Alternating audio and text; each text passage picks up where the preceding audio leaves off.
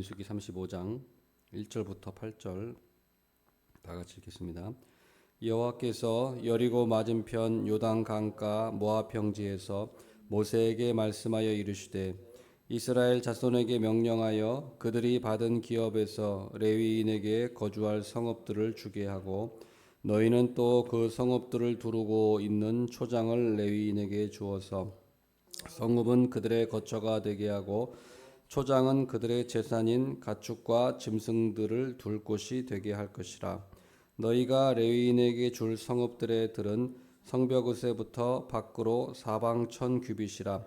성을 중앙에 두고 성 밖 동쪽으로 2000규빗, 남쪽으로 2000규빗, 서쪽으로 2000규빗, 2000규빗을 측량할지니 이는 그들의 성읍에 들이며 너희가 레위인에게 줄 성읍은 살인자들이 피하게 할 도피성으로 6성읍이요 그 외에 42성읍이라.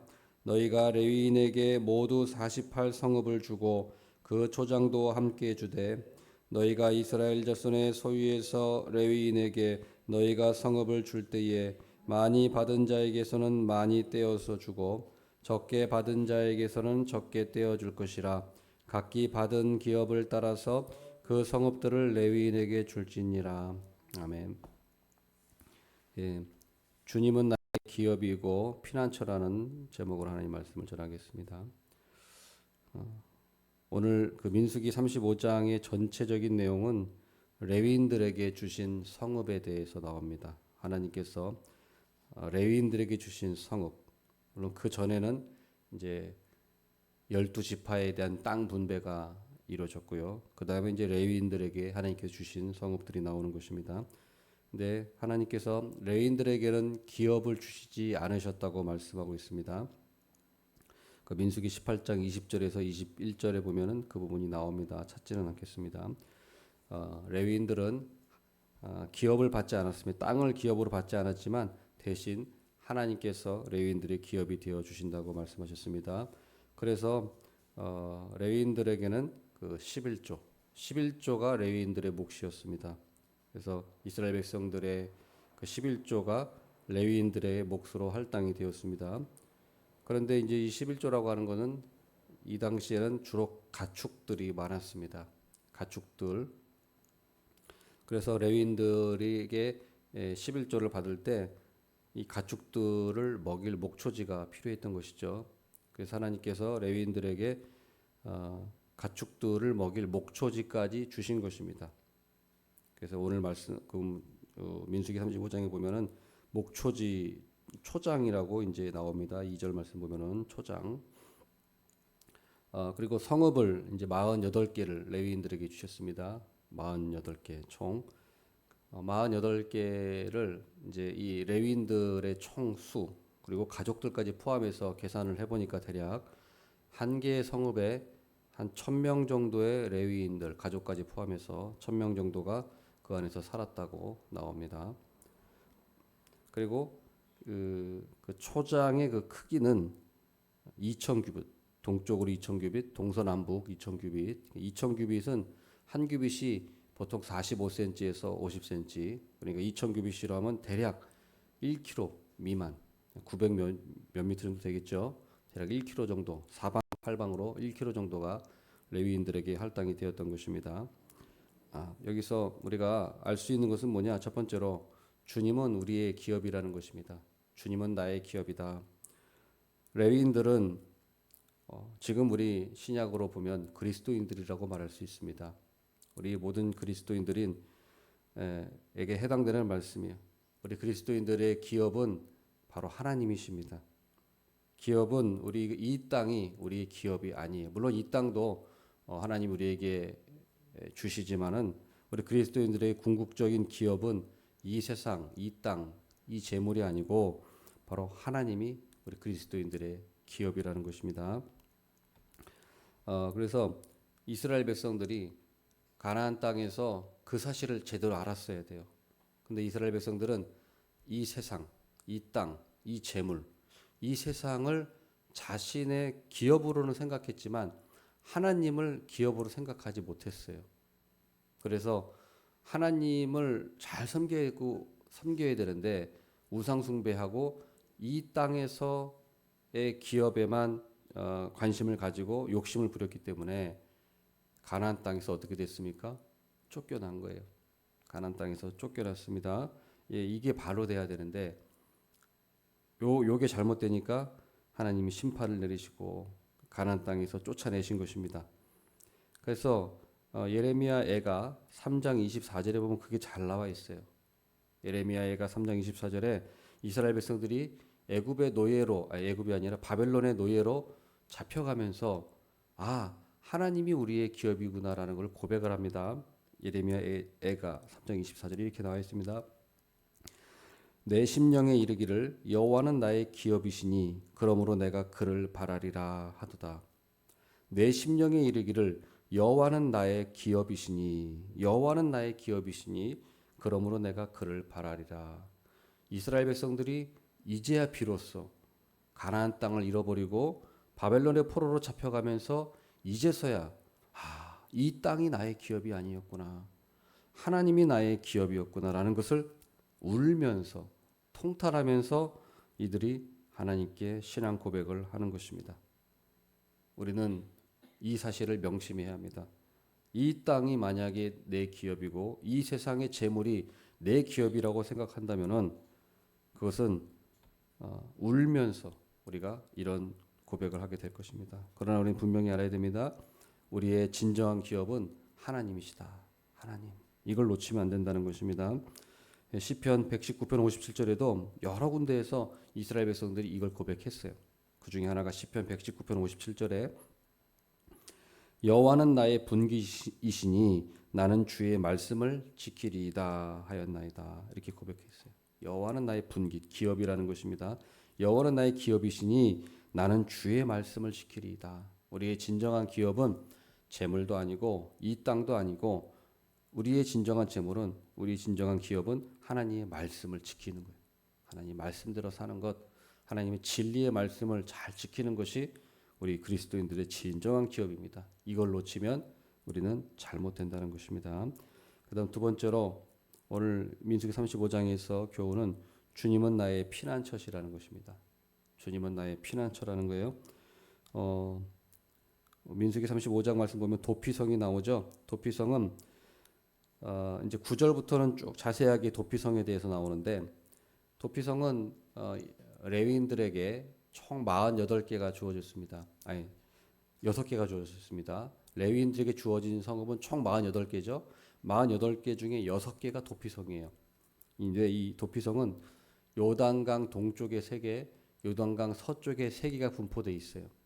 위치를 보면은 골고루 이렇게 동쪽에 3개가 딱 분배되어 있고 서쪽에도 3개가 딱 분포가 되어 있는데 그 이유는 뭐냐면 어느 누구나 도피성에 도피할 수 있도록 이게 어느 누구나 가장 빨리 올 수 있는 그 지역이 되어 있는 거예요. 보면은 그래서 어느 한쪽에 치우쳐 있지 않아요. 도피성은 딱 그 모든 이스라엘 지파의 한 가운데쯤 다 모든 사람이 올 수 있는 그 위치에 그게 딱 위치가 되어 있습니다. 그래서 이 도피성에 누가 오느냐? 살인자들, 살인한 사람들이 도피성에 와서 도피할 수 있는 거예요. 그래서 왜 그러면 살인자들이 도피성에 오느냐?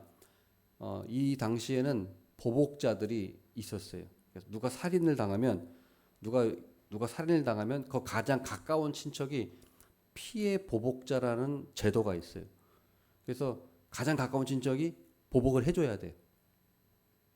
가장 가까운 친척이 보복을 해줘야 됩니다. 그게 피해 보복자라는 제도예요.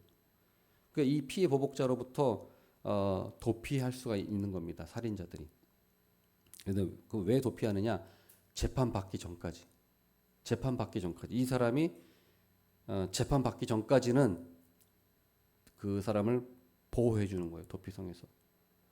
그래서 그러면 그 기준이 뭐냐? 고의로 죽였느냐? 아니면 고의적으로 죽이지 않은 것이냐? 이 두 개가 갈리는 거예요. 고의로 살인한 자 또는 부지중에 살인한 자. 고의로 살인한 자는 도피성에 도피를 했어도 재판한 다음에 이 사람이 고의로 살인했다 그러면 바깥으로 내쫓습니다. 그래서 보복자한테 죽임을 당하게 해요. 피해 보복자가 죽입니다.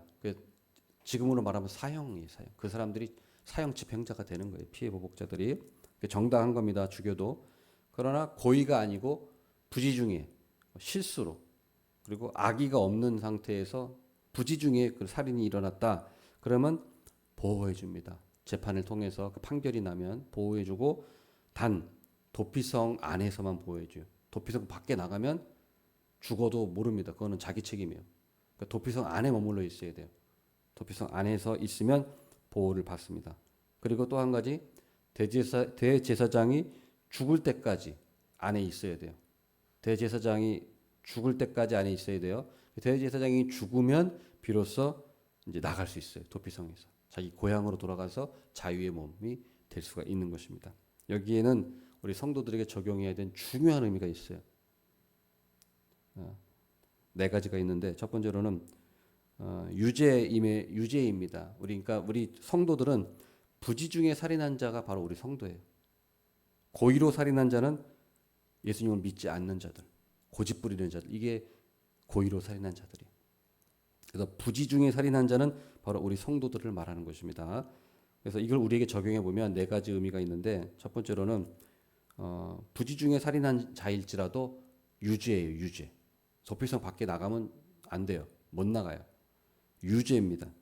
그런데 유죄임에도 불구하고 도피성 안에 있으면 보호를 받아요. 이것은 바로 우리와 똑같은 정체성을 말하는 겁니다. 우리 그리스도인들도 이 땅에서는 여전히 죄인이에요.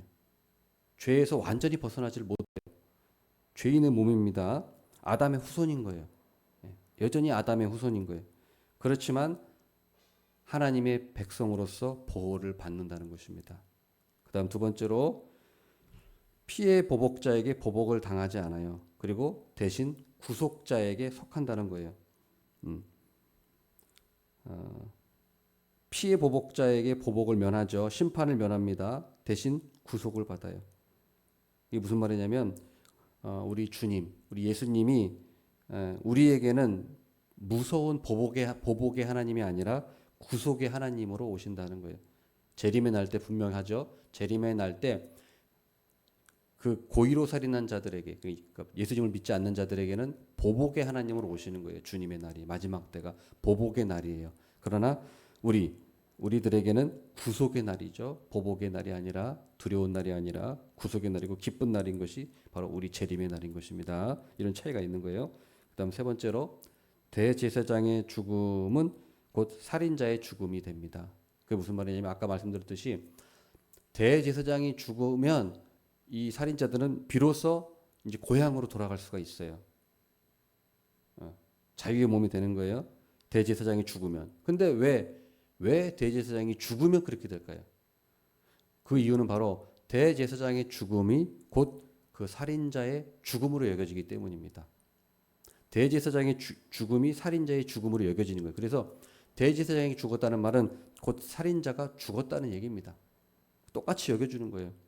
자, 그래서 고향으로 돌아가서 이제 자유가 되는 거예요. 자유인이 비로소 되는 것입니다. 25절에 나와 있습니다. 그 말은 우리에게 적용한 무슨 말입니까? 우리에게 유일한 대제사장 예수 그리스도의 죽음이 바로 우리 성도들의 죽음이라는 거예요. 그러므로 말미암아 우리는 무죄함을 받고 자유인이 된다는 중요한 우리 신학적인 의미가 있다는 것입니다. 마지막으로 도피성 밖에 나가면 보호받지 못해요. 죽습니다. 도피성 밖에 나가면 이 말은 무슨 말씀입니까? 도피성 바로 우리 주님이에요. 우리 주님 피난처. 우리 주님 밖으로 나가면 우리는 어떠한 긍휼과 자비도 얻을 수가 없습니다. 그러므로 우리는 반드시 도피성 안에 있어야 돼요. 주님을 벗어나면 하나님의 긍휼과 자비를 우리는 무시하는 거예요. 그러므로 우리 그리스도인들은 항상 주님 안에서 있어야 합니다. 주님 밖으로 나가면 안 돼요.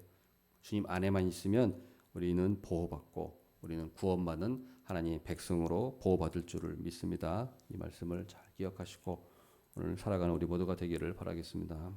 아멘. 하나님 아버지, 오늘 민수기 35장 말씀을 통해서 우리 주님은 나의 기업이시고 피난처이심을 저희들이 또 배우고 기억합니다.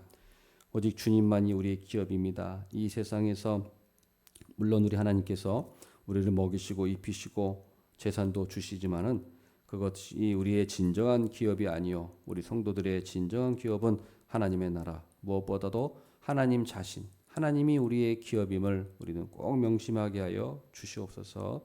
또 두 번째로 우리 주님은 우리의 피난처심을 우리는 기억하기 원합니다. 오직 주님 안에 있을 때 우리는 보호받고 하나님의 자비 안에 있음을 기억하며 하나님의 피난처 안에서 머물러서 우리가 보호받고 하나님의 구원 안에 있는 복된 우리의 인생이 되게 하여 주시옵소서. 예수님의 이름으로 기도드립니다. 아멘.